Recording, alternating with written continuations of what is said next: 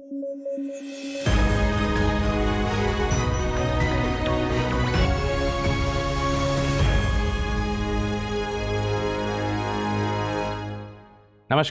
News at 9 programme में आपका स्वागत है। मैं हूं वीरत दुबे। आइए जल्दी से नजर डालते हैं आज की हेडलाइंस पर। 20 मार्च को मनाया जाता है वर्ल्ड हैप्पीनेस डे। विश्व खुशहाली रिपोर्ट के अनुसार फिनलैंड है दुनिया का सबसे खुशहाल देश। विश्व मौसम विज्ञान संगठन द्वारा हाल ही में जारी की गई वार्षिक जलवायु स्थिति रिपोर्ट में 2023 को बताया गया है अब तक का सबसे गर्म साल। ग्रीन हाउस गैस स्तर में भी देखी गई है अभूतपूर्व वृद्धि। और चर्चा में बेंगलुरु का भीषण पेयजल संकट, हो रही है 500 मिलियन लीटर प्रतिदिन पानी की कमी। कम बारिश और अंडरग्राउंड एक्वीफर्स बनना पेयजल संकट का कारण।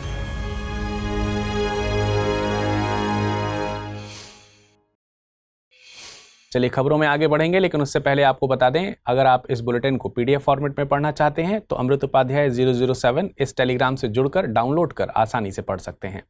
अब आइए नजर डालते हैं खबरों पर विस्तार से। एक बार महात्मा गांधी जी ने कहा था कि आप सबसे ज्यादा खुश तब होते हैं जब जो आप सोचते हैं, जो आप कहते हैं और जो करते हैं उनमें सामंजस्य हो। महात्मा गांधी जी तो अब हमारे बीच नहीं रहे, लेकिन उनकी ये बात बहुत सटीक बैठती है। खास तौर से आज के तनाव भरे माहौल में तो ये बात बेहद इंपॉर्टेंट हो जाती है। खैर, आज हम खुश होने की बात इसलिए कर रहे हैं क्योंकि आज की पूरी दुनिया वर्ल्ड हैप्पीनेस डे मना रही है। तो चलिए खबर की शुरुआत इस दिन को मनाए जाने वाले इतिहास को समझने से करते हैं। देखिए, 12 जुलाई 2012 को संयुक्त राष्ट्र महासभा ने संकल्प 66/281 के माध्यम से वर्ल्ड हैप्पीनेस डे की घोषणा की थी, लेकिन इस दिन को मनाने की शुरुआत 2013 से हुई थी। इंटरनेशनल डे ऑफ हैप्पीनेस की स्थापना के पीछे भूटान को श्रेय दिया जाता है। आपको बता दें कि 1970 के दशक में भूटान दुनिया का पहला देश था जिसने देश की जीडीपी से भी ज्यादा लोगों की खुशहाली तवज्जो दी थी। आज भी भूटान में हैप्पीनेस इंडेक्स को काफी महत्व दिया जाता है। तो चलिए अब ये भी समझते हैं कि 20 मार्च को ही क्यों मनाया जाता है international happiness day. International day of happiness को मनाने के लिए 20 मार्च को चुनने के पीछे एक बेहद खास कारण है। दरअसल 20 मार्च को इक्विनॉक्स या विषुव होता है। आसान भाषा में कहें तो इक्विनॉक्स के दिन सूर्य भूमध्य रेखा के बिल्कुल ऊपर होता है, जिसके कारण दिन और रात एक बराबर होते हैं। अब ये भी जानिए कि वर्ल्ड हैप्पीनेस डे की इस साल की थीम क्या है। इस साल की थीम है reconnecting for happiness building resilient communities. इस थीम का मकसद ऐसी कम्युनिटीज को तैयार करना है जो हर प्रकार की दिक्कतों का सामना कर सके और खुश रहे। पिछले साल 2023 की थीम थी बी माइंडफुल एंड ग्रेटफुल। इसी के साथ आपको बता दें कि कुछ दिनों पहले ही 2024 के लिए विश्व खुशहाली रिपोर्ट जारी की गई थी। विश्व खुशहाली रिपोर्ट संयुक्त राष्ट्र सतत विकास समाधान नेटवर्क द्वारा हर साल प्रकाशित की जाती है। इसमें 6 पैरामीटर्स को ध्यान में रखा जाता है। ये पैरामीटर्स हैं प्रति व्यक्ति सकल घरेलू उत्पाद, स्वस्थ जीवन प्रत्याशा, किसी पर भरोसा करना, जीवन विकल्प चुनने की स्वतंत्रता, उदारता और भ्रष्टाचार से मुक्ति। इन्हीं के आधार पर देशों की खुशहाली मापी जाती है। चलिए इस रिपोर्ट पर चर्चा कर लेते हैं। जैसा कि अपेक्षित था, फिनलैंड इस बार फिर से लिस्ट में टॉप पर आया है। फिनलैंड खुशहाली का इंदौर बन गया है। यह लगातार 7वें साल इस लिस्ट में टॉप पर रहा है। इसके बाद डेनमार्क, आइसलैंड और स्वीडन का नंबर आता है। इजराइल ने भी इस रैंकिंग में टॉप 5 में जगह बनाई है। इस बीच कांगो, सिएरा लियोन, लेसोथो और लेबनान के बाद अफगानिस्तान को सबसे कम खुशहाल देश माना गया। चलिए अब दुनिया के कुछ विकसित देशों की खुशहाली इंडेक्स की बात कर लेते हैं।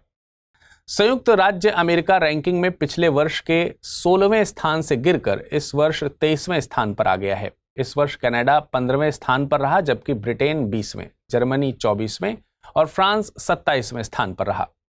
मध्य पूर्वी देशों में संयुक्त अरब अमीरात 22वें और सऊदी अरब 28वें स्थान पर रहा।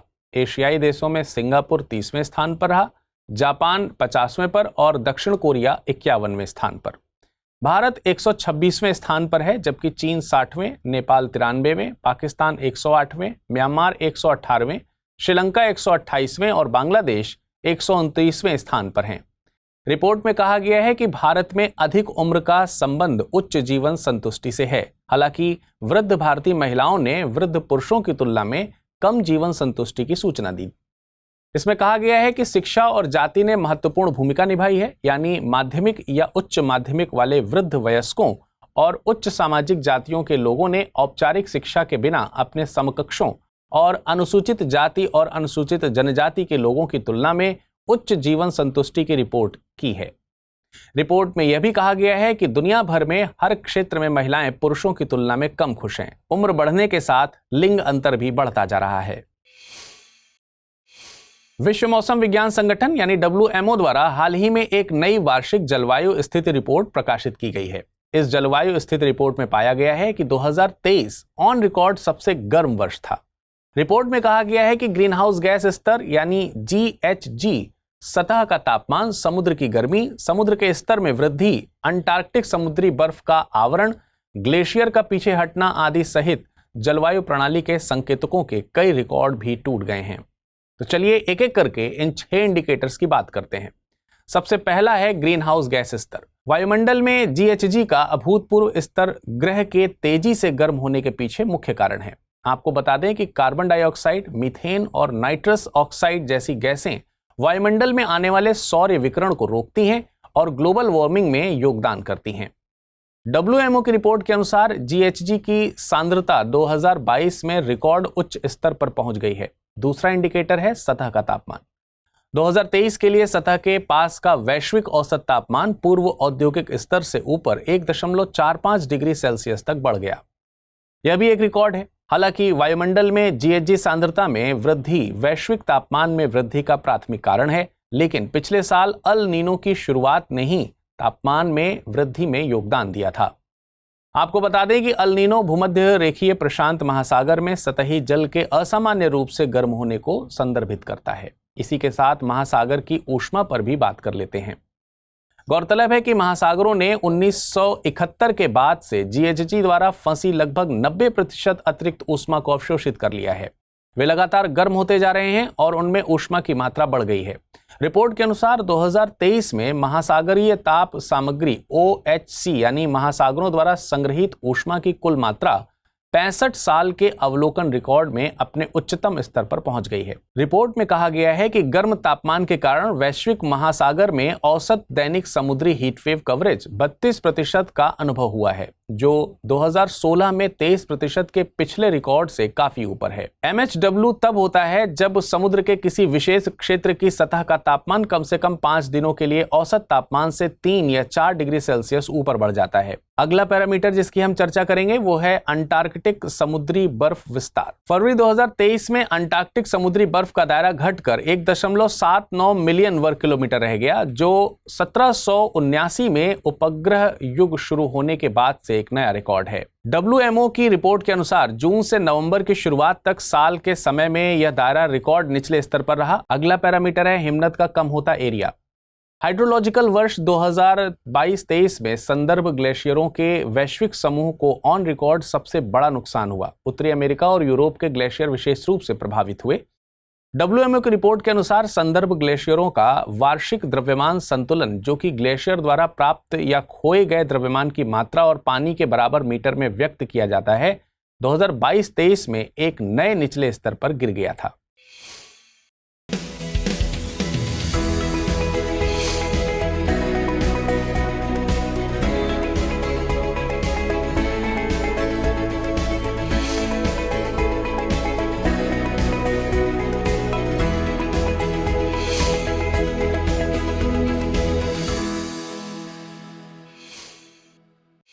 बेंगलुरु में भीषण पेयजल संकट पिछले कुछ दिनों से अंतर्राष्ट्रीय सुर्खियां बन रहा है। हाल ही में कर्नाटक के मुख्यमंत्री सिद्धरमैया ने कहा है कि बेंगलुरु में 500 मिलियन लीटर प्रतिदिन पानी की कमी का सामना कर रहा है और आपको बता दें कि यह शहर की दैनिक कुल मांग का लगभग 5वां हिस्सा है। सीएम ने कहा है कि बेंगलुरु के लिए अतिरिक्त आपूर्ति की व्यवस्था की जा रही है। हालांकि पानी की कमी केवल बेंगलुरु तक ही सीमित नहीं है और न ही यह केवल पीने के पानी की समस्या है। आपको बता दें कि संपूर्ण कर्नाटक राज्य, साथ ही तेलंगाना और महाराष्ट्र के आसपास के क्षेत्र भी पानी की कमी का सामना कर रहे हैं। इसका अधिकांश संबंध पिछले 1 वर्ष में इस क्षेत्र में सामान्य से कम वर्षा और इस क्षेत्र में अंडरग्राउंड एक्विफर्स की प्रकृति से है। चलिए समझते हैं कि पानी की कमी आखिर क्यों हुई। गौरतलब है कि पिछले साल के मानसून के दौरान कर्नाटक में सामान्य से 18% कम बारिश हुई, जो कि 2015 के बाद से सबसे कम है। यहां तक कि मानसून के बाद की अवधि में भी राज्य में ज्यादा बारिश नहीं हुई है। देश के अधिकांश अन्य हिस्सों की तरह कर्नाटक में भी मानसून के दौरान वार्षिक वर्षा का एक बड़ा हिस्सा प्राप्त होता है और यह वह पानी है जो जलाशयों को भरता है और अंडरग्राउंड एक्वाफर्स को रिचार्ज करता है। मानसून के महीने में वर्षा की कमी लगभग अनिवार्य रूप से जल तनाव का कारण बनती है, लेकिन एक सवाल यह है कि पिछले मानसून में कर्नाटक एकमात्र राज्य नहीं था जहां सामान्य से कम बारिश हुई थी। उदाहरण के लिए केरल में 34% की कमी देखी गई थी, वहीं बिहार, झारखंड और पूर्वी उत्तर प्रदेश में लगभग 25% की कमी दर्ज की गई थी।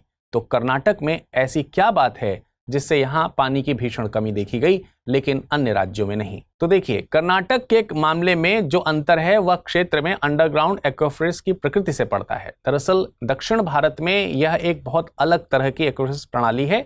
यह बहुत पथरीला है और इसके साथ ही जलभृत्यों में बहुत अधिक पानी नहीं रहता है।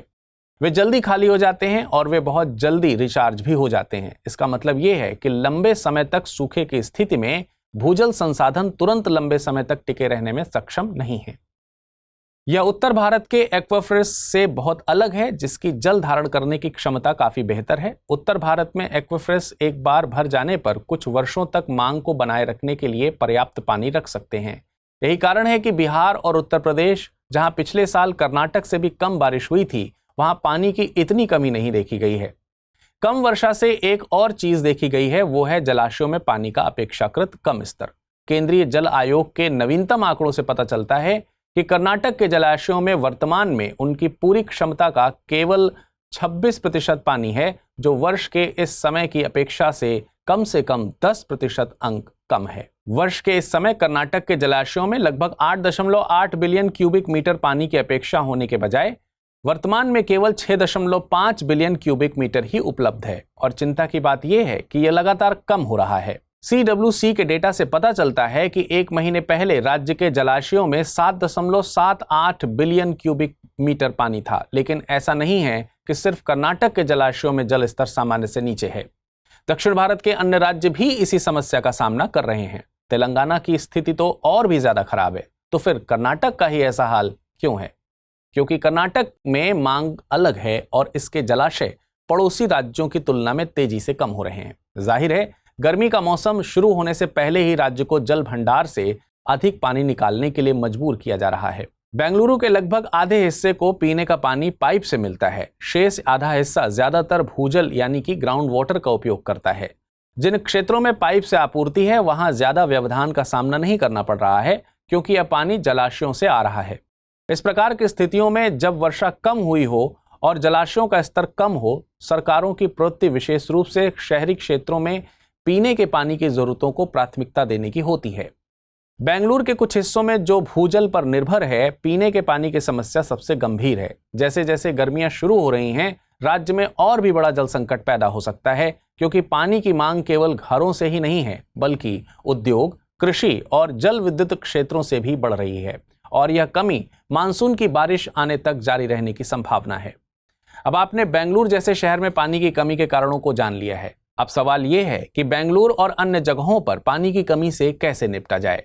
तो देखिए, बहुत सारे दीर्घकालिक संरचनात्मक मुद्दे हैं, जैसे अनियमित निर्माण, झीलों का व्यवस्थित विनाश, पानी के प्राकृतिक भूमिगत प्रवाह में बाधाएं और जलवायु परिवर्तन। ये सब फैक्टर्स को साध लिया जाए तो भविष्य में पानी की कमी न होने की संभावना है।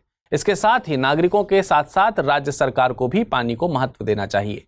सरकार को कम खपत को प्रोत्साहित करने की आवश्यकता है, जबकि बर्बादी को हतोत्साहित किया जाना चाहिए। हाल ही में अमेरिका ने पाकिस्तान में 8 फरवरी को हुए आम चुनाव में हुई अनियमितताओं और धांधली को उजागर किया है, लेकिन अमेरिका पाकिस्तान का साथ भी छोड़ना नहीं चाहता है। अमेरिका ने पाकिस्तान के लोकतांत्रिक संस्थानों को मजबूत करने और आतंकवादी खतरों का मुकाबला करने के लिए सहयोग करने की प्रतिबद्धता भी व्यक्त की है। चलिए समझते हैं इस पूरी जियोपॉलिटिकल खबर को।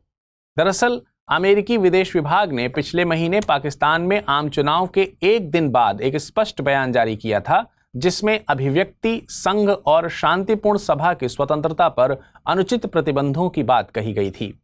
विदेश विभाग ने चुनावी हिंसा और मानवाधिकारों और मौलिक स्वतंत्रता पर प्रतिबंधों के साथ साथ मीडिया कर्मियों पर हमलों और इंटरनेट और दूरसंचार सेवाओं तक पहुंच पर प्रतिबंधों की निंदा भी की थी। विदेश विभाग ने बयान में कहा है कि हम विशेष रूप से चुनावी दुर्व्यवहार और हिंसा के बारे में चिंतित थे, जो चुनाव से पहले के हफ्ते में हुई थी।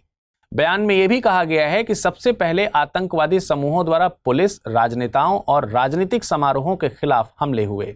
दूसरे, कई पत्रकारों, विशेष रूप से महिला पत्रकारों को पार्टी समर्थकों द्वारा परेशान किया गया और उनके साथ दुर्व्यवहार किया गया।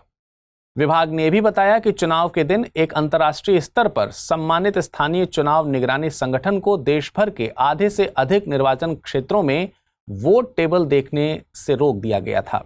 इसी के साथ चुनाव के दिन इंटरनेट सेवा बाधित न करने के उच्च न्यायालय के निर्देश के बावजूद पाक अधिकारियों ने मोबाइल डेटा सेवाओं को बंद कर दिया था। विदेश विभाग ने चुनावी प्रक्रिया में हस्तक्षेप के आरोपों पर भी चिंता व्यक्त की और हस्तक्षेप या धोखाधड़ी के दावों को पूरी जांच करने की भी बात कही है। हालांकि विदेश विभाग ने पाकिस्तानी आम चुनावों में सकारात्मक तत्वों की भी पहचान की और कहा कि हिंसा की धमकियों के बावजूद 60 मिलियन से अधिक पाकिस्तानियों ने मतदान किया, जिनमें 21 मिलियन से अधिक महिलाएं शामिल थीं। इसके साथ ही मतदाताओं ने 2018 की तुलना में 50% अधिक महिलाओं को संसद के लिए चुना। अब यह भी जान लीजिए कि एक तरफ अमेरिकी पाकिस्तानी आम चुनाव में हुई अनियमितताओं और धांधली को उजागर कर रहा है, तो दूसरी तरफ अमेरिका पाकिस्तान का साथ भी छोड़ना नहीं चाहता। चलिए इस कूटनीति को भी समझते हैं। देखिए, अमेरिका पाकिस्तान में आर्थिक स्थिरता को बढ़ावा देने में महत्वपूर्ण भूमिका निभाता है। अमेरिका पिछले 76 वर्षों में पाकिस्तान के महत्वपूर्ण बुनियादी ढांचे में निवेश करने वाले सबसे महत्वपूर्ण निवेशकों में से एक रहा है। उदाहरण के लिए अमेरिकी सरकार मंगला और तारबेला बांधों का नवीनीकरण कर रही है, जो लाखों पाकिस्तानियों को बिजली प्रदान करते हैं। इसके साथ ही पिछले कई दशकों से अमेरिका पाकिस्तान को विकास अनुदान दे रहा है, निजी क्षेत्र में निवेश करता रहा है और विनाशकारी बाढ़ के दौरान मानवीय सहायता भी करता आ रहा है। लेकिन इस गेम में एक और प्लेयर भी है, नाम है चीन। पिछले एक दशक में पीपल्स रिपब्लिक ऑफ चाइना के कारण पाकिस्तान के ऋण में बढ़ोतरी हो रही है, जिससे पाकिस्तान को बढ़ती हुई कर्ज चुनौतियों का सामना करना पड़ रहा है। अब अमेरिका कहता है कि पाकिस्तान को आर्थिक सुधारों और निजी क्षेत्र में निवेश की आवश्यकता है, जो पाकिस्तानी लोगों के लिए आर्थिक विकास प्रदान करेगा और उनकी सरकार को कर्ज में नहीं डुबाएगा। चलिए, वक्त हो चला है आज के बुलेटिन में रैपिड न्यूज को जानने का। IPHE यानी हाइड्रोजन एवं ईंधन सेल हेतु अंतर्राष्ट्रीय साझेदारी की बैठक नई दिल्ली में आयोजित की गई है। यह 41वीं संचालन समिति की बैठक है, जो 22 मार्च 2024 तक आयोजित होगी। यह बैठक हरित हाइड्रोजन के उत्पादन, भंडारण, परिवहन, वितरण और खपत जैसे प्रमुख विषयों पर केंद्रित होगी। IPHE की स्थापना 2003 में की गई थी। यह एक अंतर्राष्ट्रीय अंतर सरकारी साझेदारी है, जिसका प्राथमिक उद्देश्य वैश्विक स्तर पर हाइड्रोजन और ईंधन सेल प्रौद्योगिकियों के उपयोग को बढ़ावा देना है। भारत सहित 23 सदस्य देश और यूरोपियन यूनियन इसमें शामिल हैं। भारतीय सेना ने signal technology evolution and adoption group यानी स्टेक की शुरुआत की है। यह भारतीय सेना की एक विशिष्ट प्रौद्योगिकी इकाई है। यह भविष्य की तकनीकी पर काम करेगी। इसके अलावा AI, 5G, 6G, machine learning, quantum technology आदि पर यह यूनिट रिसर्च करेगी। यह यूनिट भारतीय सेना के लिए मोबाइल ऐप, वेब आदि को भी डेवलप करेगी। स्टेक का लक्ष्य सशस्त्र बलों, उद्योग और शिक्षा जगत के बीच की खाई को पाटना है। हाल ही में विक्रम साराभाई अंतरिक्ष केंद्र ने एक बहुउद्देशीय ऐप विकसित किया है। इसे सखी नाम दिया गया है। यहाँ सखी से तात्पर्य है space born assistant and knowledge hub for crew interaction. यह ऐप गगनयान मिशन में अंतरिक्ष यात्रियों को कई प्रकार के कार्य करने में मदद करेगा। नॉलेज हब के रूप में कार्य करेगा। इसके माध्यम से अंतरिक्ष यात्री वॉइस रिकॉर्ड, टेक्स्ट और चित्रों सहित कई प्रारूपों में मिशन पर संवाद बनाए रखने में सहायक होंगे। इसके अलावा उनके स्वास्थ्य की निगरानी भी यह करेगा, आहार और स्वास्थ्य के बारे में जानकारी रखेगा। हाल ही में पूर्वोत्तर खेलों के तीसरे संस्करण का आयोजन किया गया। यह पूर्वोत्तर के नागालैंड राज्य में आयोजित किए जाएंगे। इन खेलों में पूर्वोत्तर के 8 राज्यों के 3000 से अधिक एथलीट शामिल होंगे। इस आयोजन में एथलीट 15 स्पर्धाओं में भाग ले सकेंगे तथा इन खेलों के आयोजन के पीछे उद्देश्य पूर्वोत्तर में खेलों की अपार संभावना को तलाशना है। हाल ही में वैज्ञानिकों को विश्व के सबसे प्राचीन भूकंप के साक्ष्य मिले हैं। ये साक्ष्य दक्षिणी अफ्रीका में एक जटिल भूवैज्ञानिक संरचना बारबर्टन ग्रीनस्टोन बेल्ट पर रिसर्च के दौरान मिले। यहाँ लगभग 3.3 अरब साल पुरानी चट्टानें भी मिली हैं। यदि हम बारबर्टन ग्रीनस्टोन बेल्ट की बात करें तो यह दक्षिण अमेरिका में कापवाल क्रेटन के पूर्वी किनारे पर स्थित है। यह अपने सोने के खनिजीकरण और कोमाटाइट्स के लिए जाना जाता है। हाल ही में अंतर्राष्ट्रीय श्रम संगठन ने जबरन श्रम पर एक रिपोर्ट जारी की है। इस रिपोर्ट का शीर्षक profit and poverty the economics of forced labour रखा।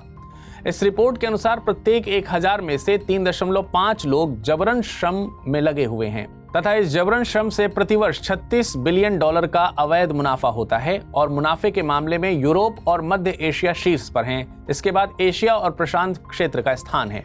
आपको बता दें कि यहाँ अवैध मुनाफे का तात्पर्य उस मजदूरी से है जो श्रमिकों की थी, लेकिन शोषकों ने इसे अपने पास जबरन रख लिया था। चलिए अब वक्त हो चला है आज के बुलेटिन पर बनने वाले प्रश्नों को देखने का। पहला प्रश्न है, हाल ही में चर्चा में आई profit and poverty the economics of forced labour report को किस संस्था द्वारा तैयार किया गया है? ILO, UN, WFO या फिर WTO? अगला प्रश्न है, वर्ल्ड हैप्पीनेस इंडेक्स 2024 के अनुसार सबसे खुशहाल 5 देशों का सही आरोही क्रम कौन सा है? Finland, Denmark, Iceland, Sweden, Israel या फिर Finland, Luxembourg, Switzerland, Iceland, Sweden? Finland, Denmark, America, Sweden, Israel या फिर Finland, Australia, Iceland, Sweden, Israel? चलिए अब एक नजर डालते हैं कल के प्रश्नों पर और जानते हैं उनके सही उत्तर। पहला प्रश्न था, हाल ही में चर्चा में आई बैकाल झील से रिलेटेड निम्नलिखित कथनों पर विचार कीजिए। यह झील रूस के दक्षिणी साइबेरिया में स्थित एक दरार झील है। यह दुनिया में आयतन के हिसाब से सबसे बड़ी मीठे पानी की झील है। उपयुक्त कथनों के आधार पर सही विकल्प को चुनिए। केवल कथन 1 सही है, केवल कथन 2 सही है, दोनों कथन सही हैं, दोनों कथन गलत हैं। इसका सही जवाब है ऑप्शन सी। अगला प्रश्न था, निम्नलिखित में से कौन सा न्यूट्रिनो का एक प्रकार नहीं है? इलेक्ट्रॉन न्यूट्रिनो, म्यूऑन न्यूट्रिनो, ताऊ न्यूट्रिनो या फिर प्रोटॉन न्यूट्रिनो? इसका सही जवाब है ऑप्शन डी। चलिए फिलहाल आज की बुलेटिन में इतना ही। मुलाकात करेंगे कल कुछ नई खबरों के साथ। तब तक अपना ख्याल रखिएगा। धन्यवाद।